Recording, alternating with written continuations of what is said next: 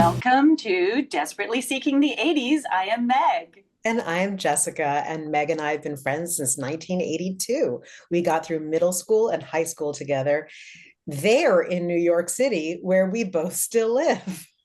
And where we podcast, usually, uh, where we podcast about growing up in the 80s in New York City. Yes, you do rip from the headlines, and I do pop culture. Thank you. Absolutely. And the reason I said there is because we're doing this Zoom because I'm in London. So this is our first international podcast. And thank you, Meg, for doing all of the tech to make this happen. Oh, it's so scary. But as you said before I pressed record, it's an adventure. So, we've done scarier things. Oh my God, yes. Nothing ventured, nothing gained. Let's see what happens. Okay, It's loose, baby. It's going to be loose.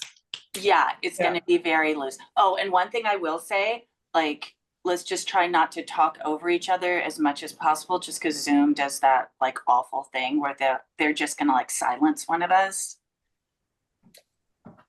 I can't bear to be silenced. I'll be very careful. Yeah, so we take turns. We take turns. Anyway, God help us all. How is London, by the way, Jessica?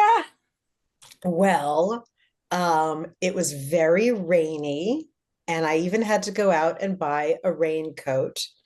And thank God all the sales are on. So I got it 50% off. Who knew? But now it's very sunny, and I actually I tanned a little on my Ooh, friend's patio today.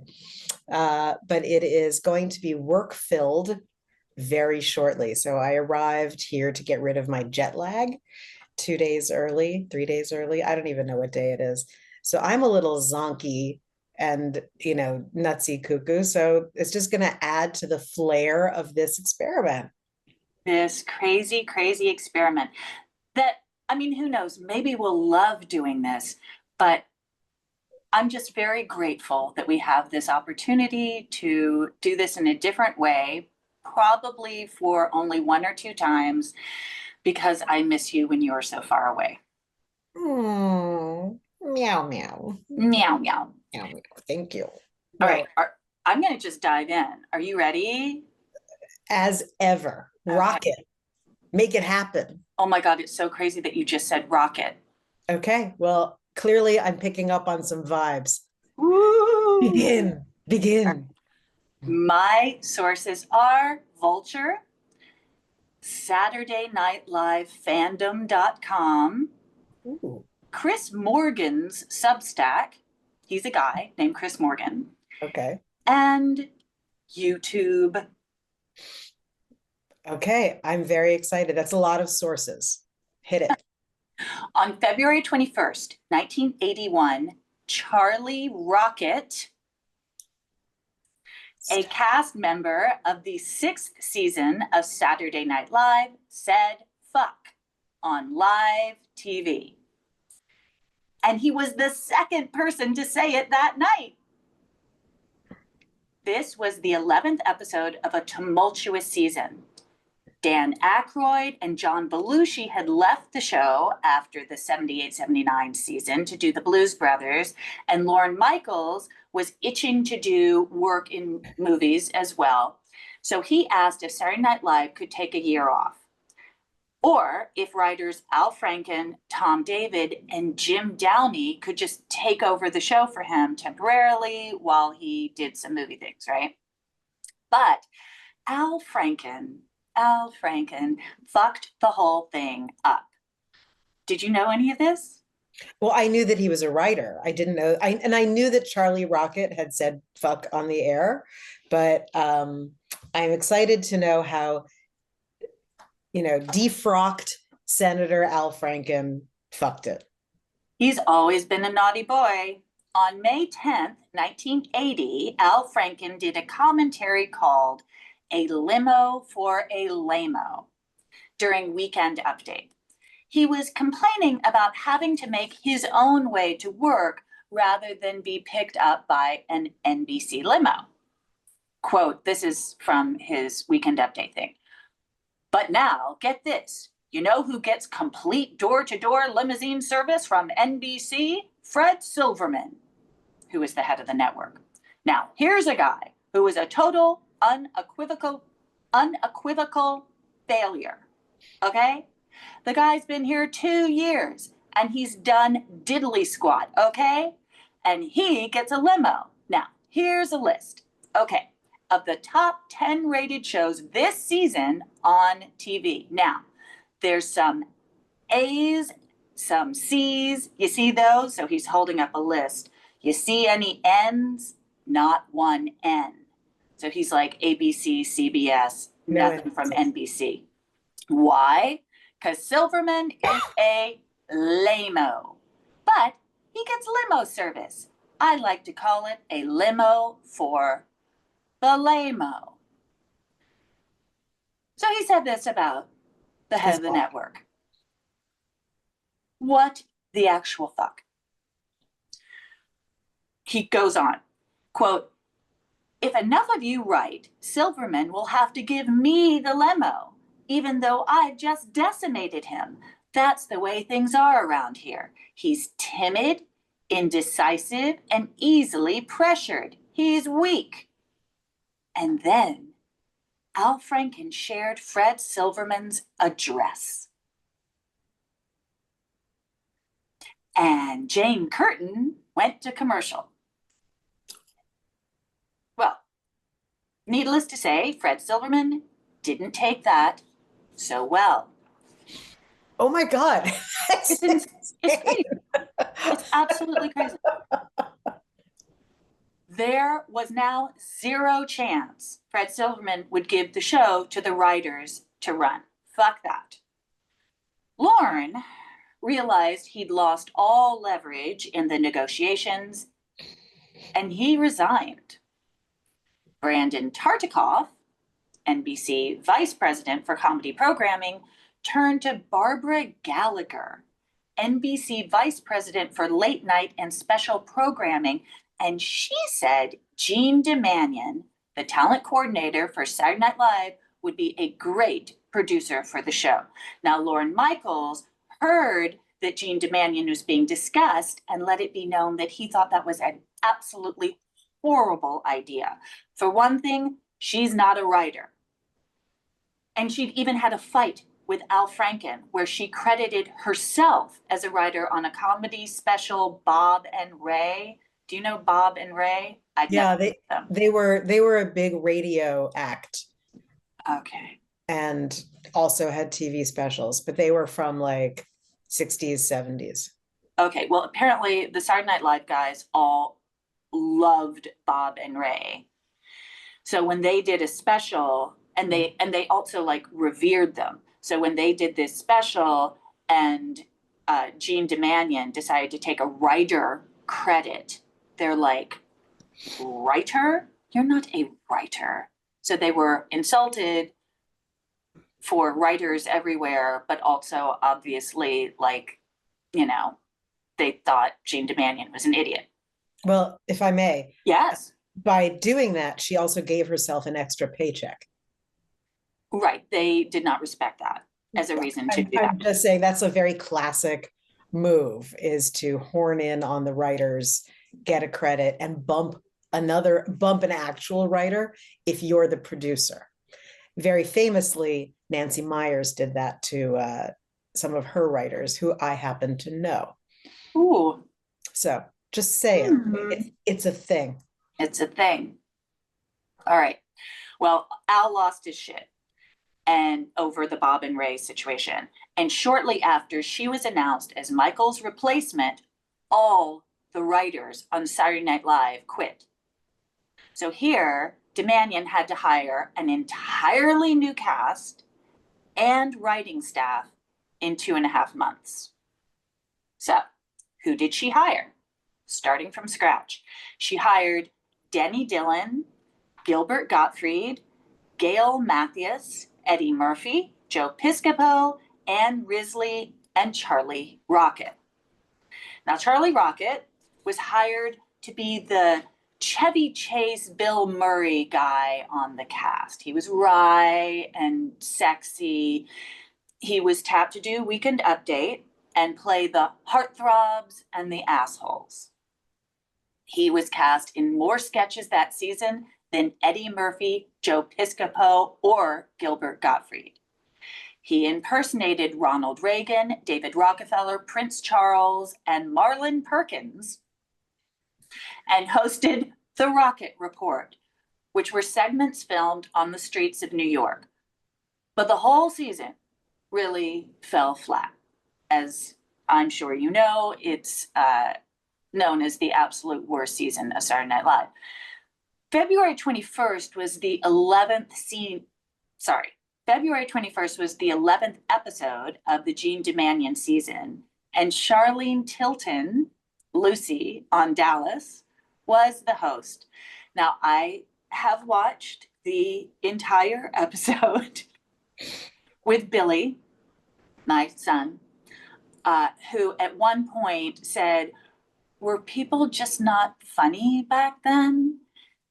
And usually I'm a little defensive about stuff from olden times. And I'm like, you don't understand what funny is. But I had to admit, like, it was painful. It was painfully bad. Everybody on stage just looked like they were in the most awkward moment that just kept going and going and going with no relief in sight, because the next skit was just as bad as the previous one. The whole episode is forced and sad. Charlene Tilton is either on cocaine or having a panic attack the entire episode. She's I vote for cocaine. So friggin' amped. The sketches are too long and incomprehensible until you realize they're just not funny. Like, on paper, they weren't funny. They were never funny. It wasn't even that they were doing them poorly. There was just no fun. Funny was not to be had. Two moments showcased the irreverent, ballsy humor that made the show soar in its first two seasons. Eddie Murphy introduced Mr. Robinson's Neighborhood, a classic, which if one doesn't know, it's a spoof on Mr. Rogers' Neighborhood. And Mr. Speedy, played by Gilbert Gottfried, delivers a package to Mr. Robinson in the ghetto. And that night's the other skit that's very clever is that night's Rocket Report, when Charles Rocket takes Charlene Tilton on her first ever subway ride in New York in 1980. Oof. Yeah. Todd Rundgren performed Time Heals, and Prince performed Party Up, which is pretty cool. Yes. I mean, if anything's going to save it, I guess that's it. Right. But unfortunately for everyone involved, the writers had woven in an ongoing saga told in 5 parts across the entire episode that set up Charlie Rocket to be shot like JR on the nighttime soap opera Dallas. Mm-hmm. And again, for those who do not know, J.R. Ewing, played by Larry Hagman, was shot by an unknown assailant in the finale of season 3 of Dallas, and Who Shot J.R. became the biggest television phenomenon since Roots. T-shirts were made, international bookmakers set odds for the possible culprits, and, oh, this is funny, the Queen Mother asked Larry Hagman who the culprit was, and he replied, "I wouldn't say not even to you, Your Majesty." Leading up to the presidential election, the Republicans made buttons saying, "A Democrat shot JR." Did you know that?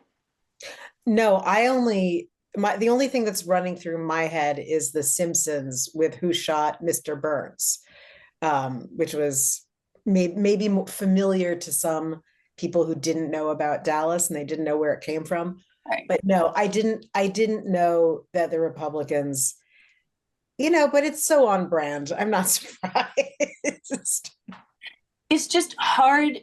I guess I feel like now we have cultural phenomenons like every 3 or 4 days. It's hard to describe what a huge, huge deal Who Shot JR was and how it lasted all summer long. And it grew in its intensity rather than petered out until that the first episode of the next season. Well, and we've talked about this before, there were so few things on television.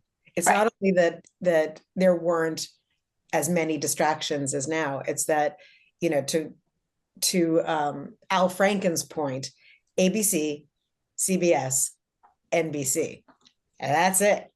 So, it made it all the more, I don't know, pointed. But I'm trying very hard not to interrupt you. I don't want to ruin the sound. Okay. No, that's great. All right. So this skit, the Who Shot JR or Who Shot Charlie Rocket skit on Saturday Night Live. Boo. Oh my God. I mean, it was so dumb. And they did 5 little segments of it. It's like, oh, guys, this is your job. Well, they were new. It was the rookie team. 11th episode, get it together. At the end of the episode, when everyone is saying goodnight, Charlie Rocket is still in character, having been shot, right? And Charlene Tilton asks how he is, and Charlie said very clearly, "Oh man, it's the first time I've ever been shot in my life. I'd like to know who the fuck did it." So that was the moment that the fuck dropped, okay? Everyone on stage burst out laughing, and the music starts up and they roll the credits. Now, in Saturday Night Live lore, Charlie's fuck was supposedly responsible for Gene Domanion being replaced by Dick Ebersol. Is that true? Was that fuck such a big deal? I mean, honestly, the entire cast, that cast that I just told you about, the 80 to 81 cast, was fired, except for Eddie Murphy and Joe Piscopo. Those are the only 2 they kept on. Was Charlie's fuck the end of his career? Because that's also part of the lore. Despite many rumors, the answer is no, no, and no.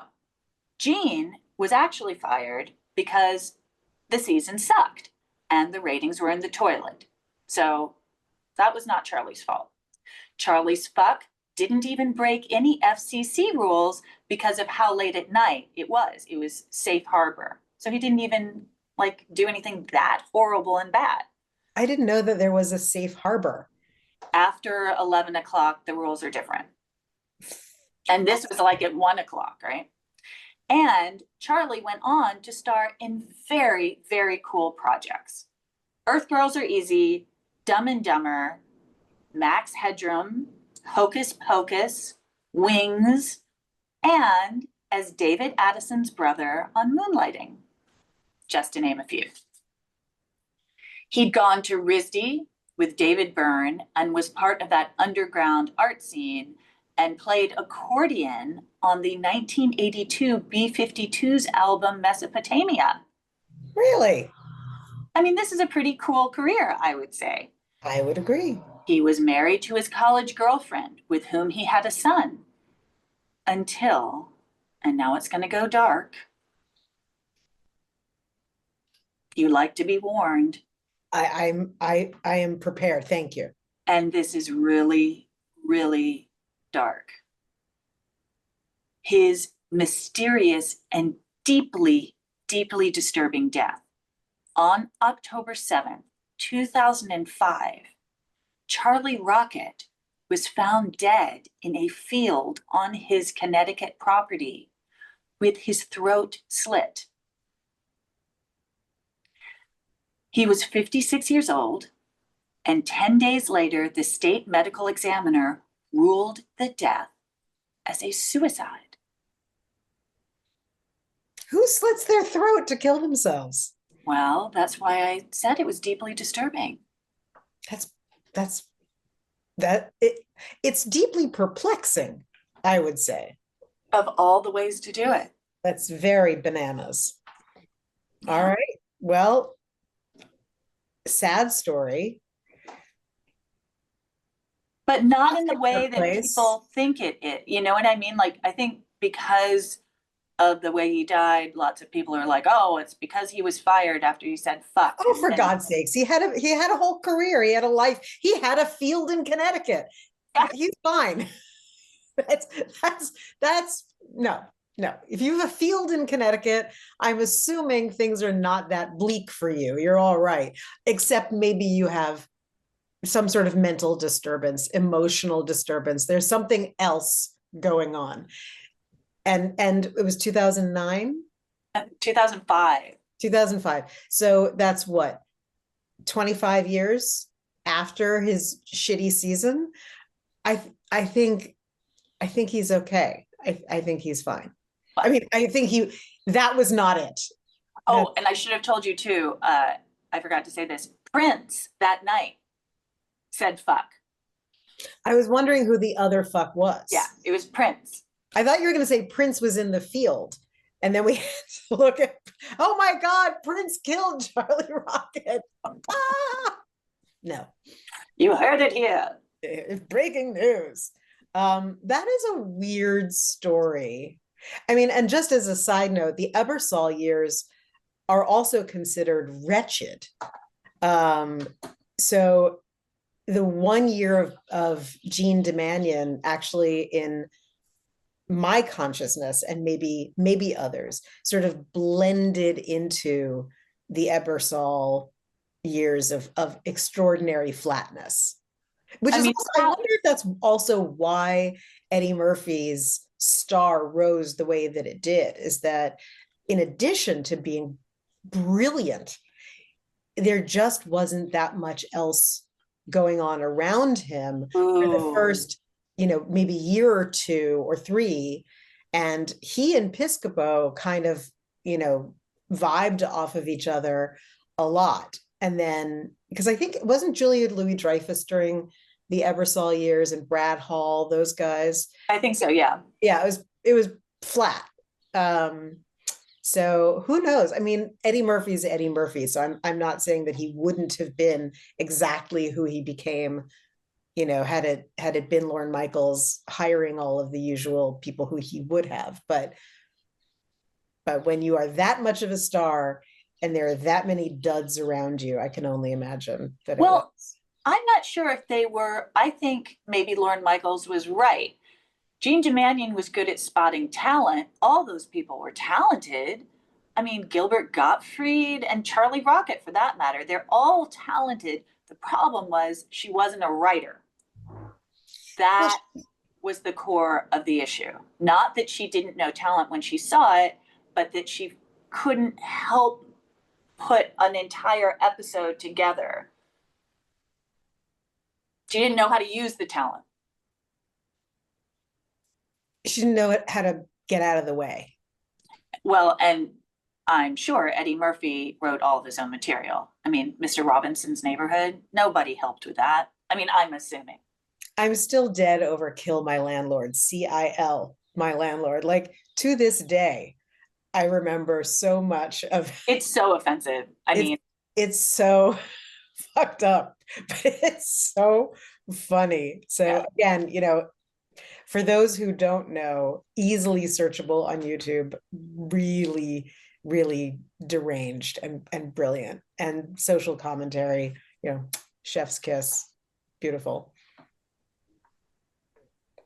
So that's all I got. Fuck, all fuck, right. fuck. All right. Well, fuck. I was debating what story to tell tonight. And as people know, we don't tell each other what we're going to do.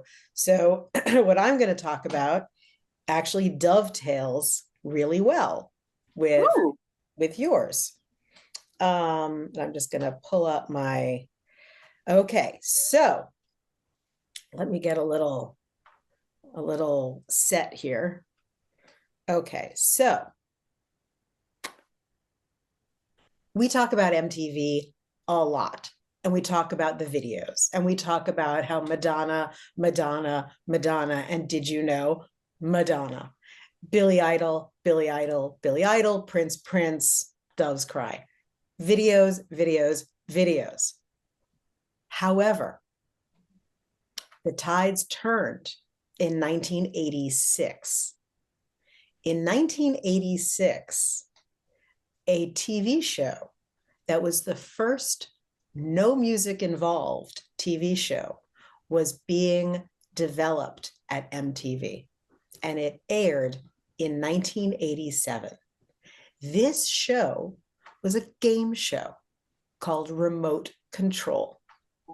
And Remote Control was the brainchild of a Nickelodeon executive who Nickelodeon had just launched, and they were having some success with game shows. Everyone in broadcasting knows if you want to make money and you want to get advertising dollars, put on a game show because they cost nothing to make and nobody really gets anything.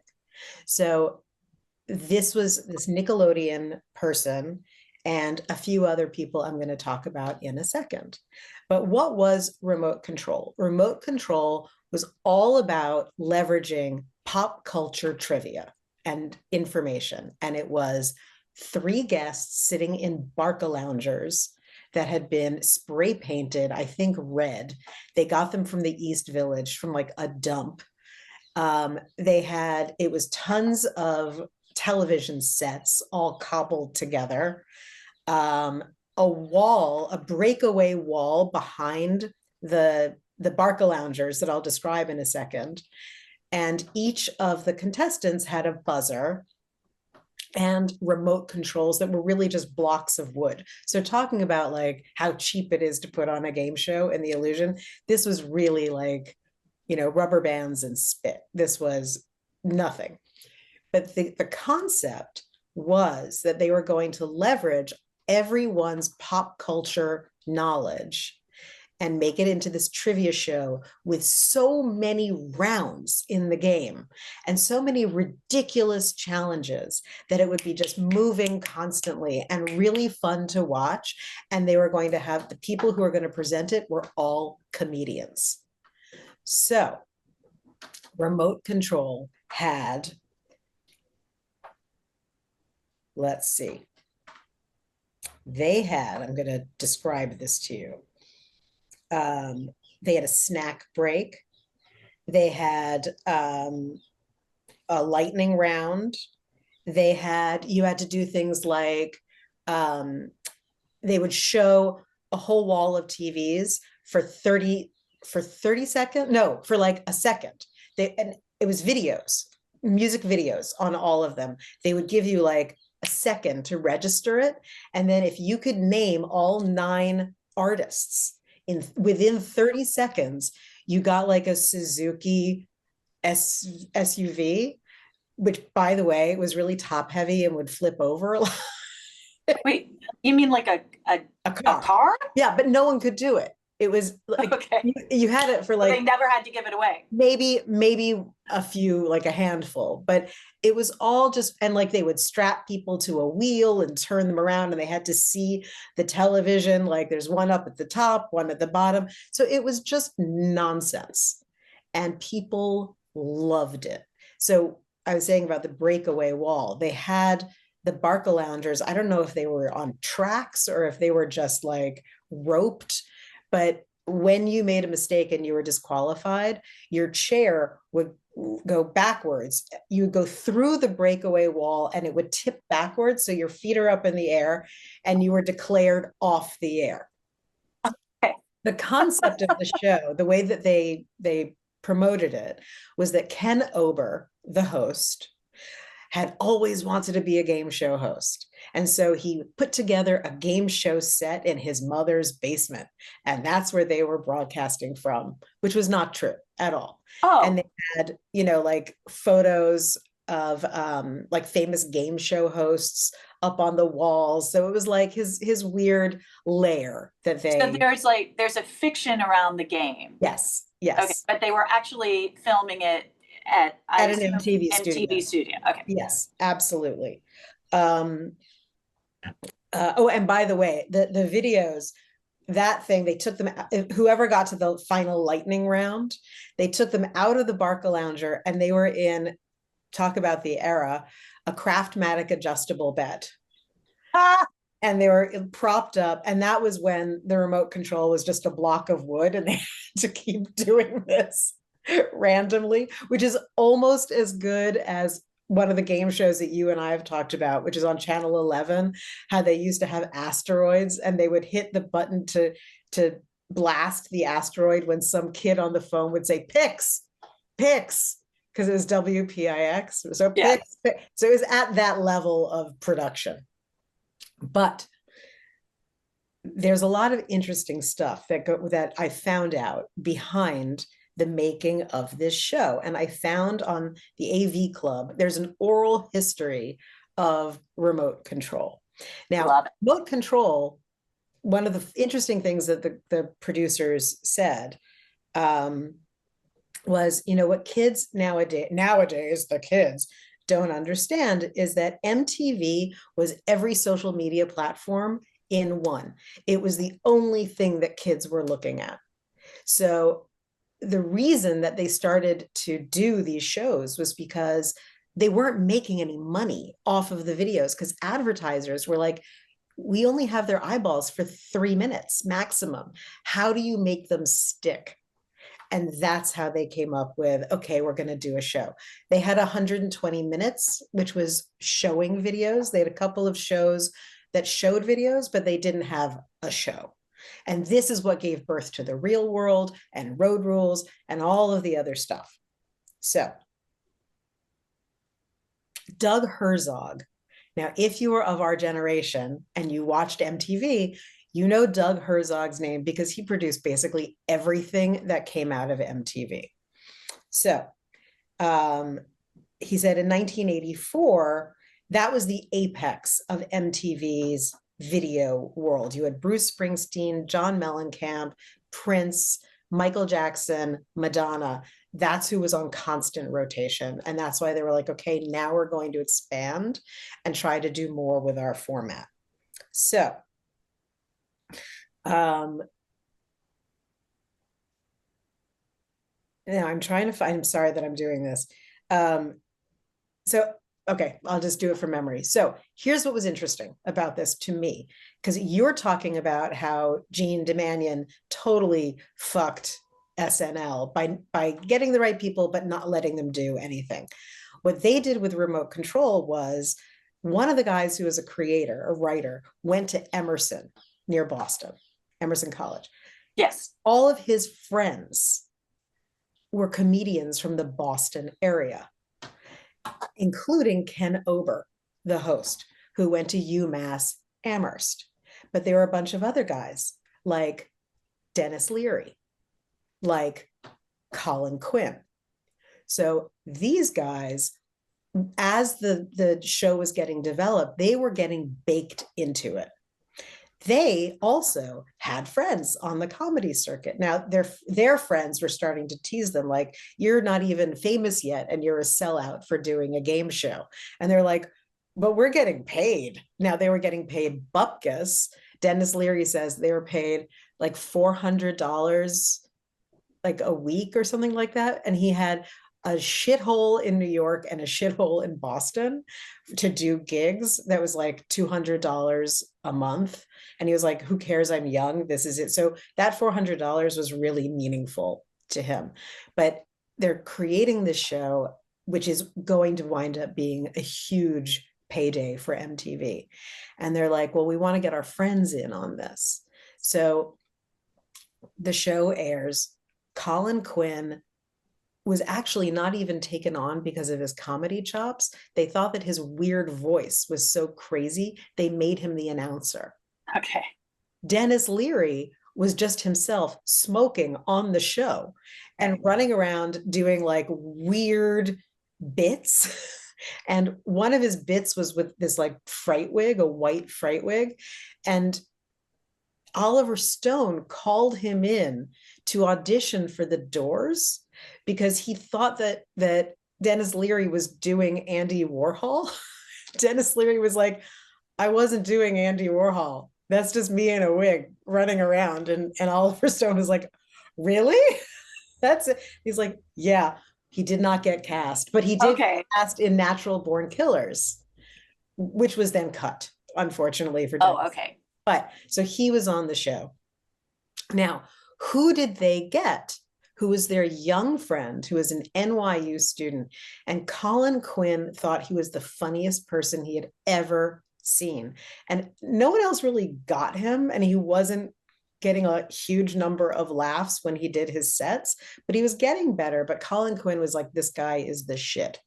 So the show airs, and they have a woman who's like the hostess.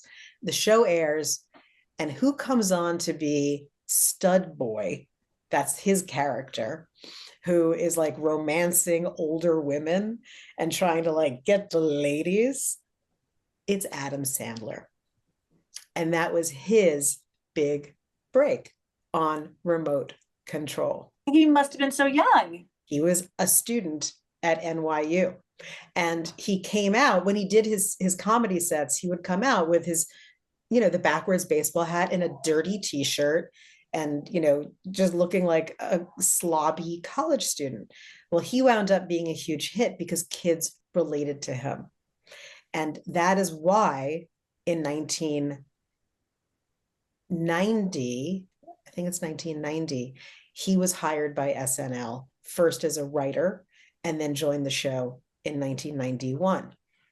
And a mere 7 years later, or actually 6 years later, who else joined Saturday Night Live but Colin Quinn? This is true. Who does Weekend Update. So this was another launching ground and just sort of proof of how regional this stuff was and how clubby. So the Boston guys, he's like, oh, I'm putting this show together. Can you help? So you get the Boston Irish guys. And one of them, because all of the comedians would go to, oh, what's that place on McDougal? Oh, it's like a Middle Eastern place, but underneath it was a comedy club.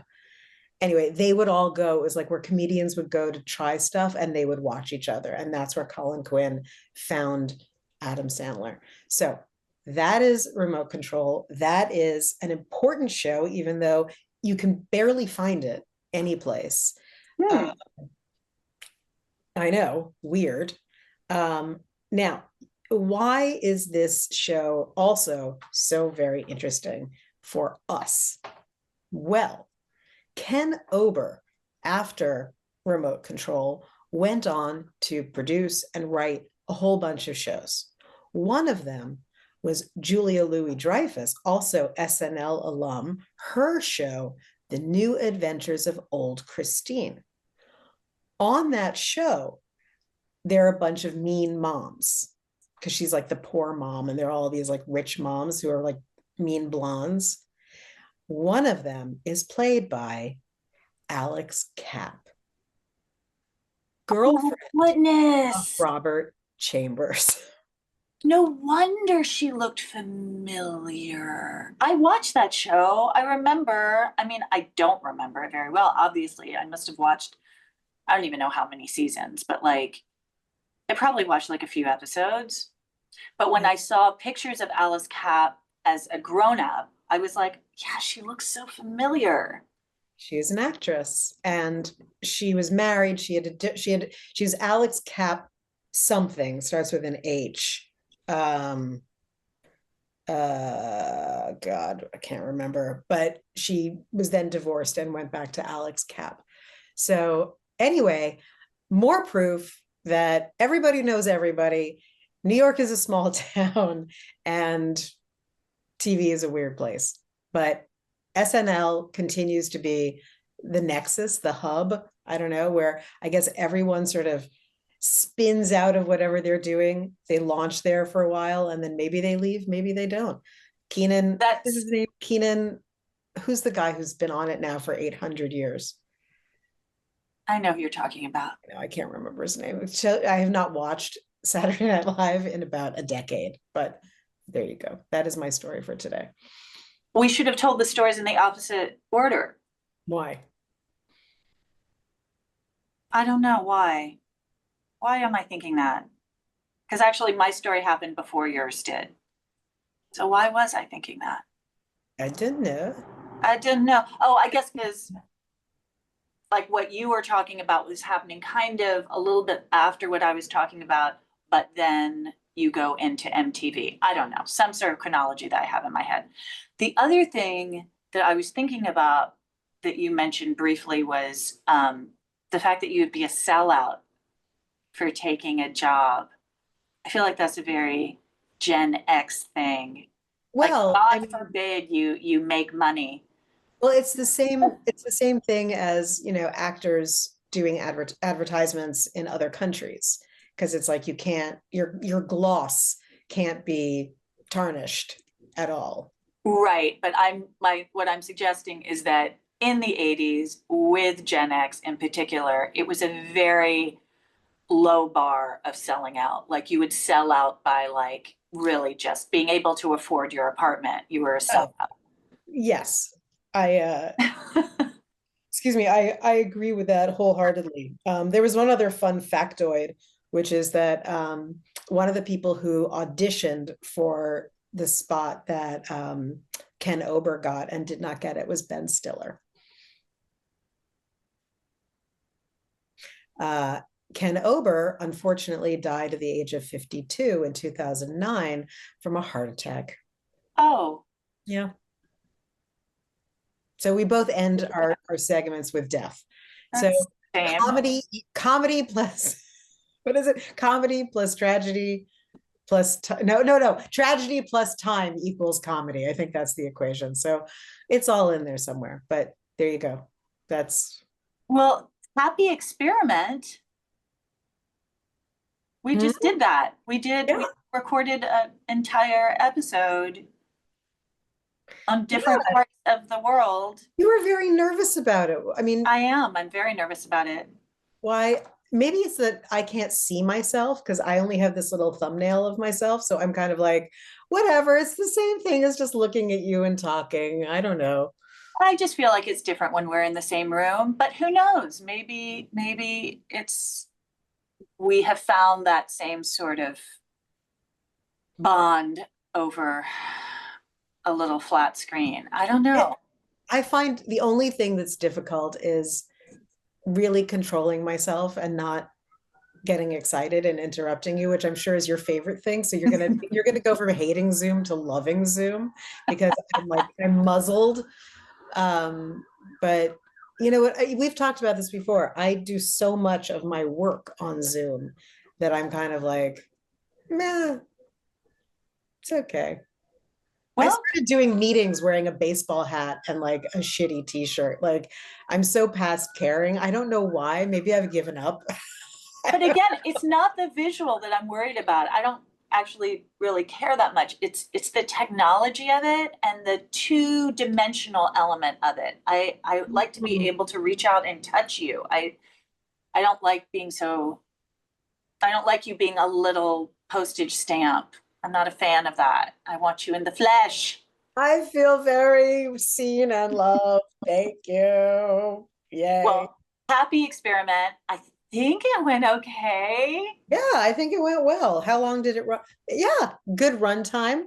Right on Cool. time. All right. I, Well, I do it again. shall we do it one more time? We're recording two today, by the way, people. Ah. All right. So All let's do right. it Let's again. we'll sign off of this one and then do the next one. Yay!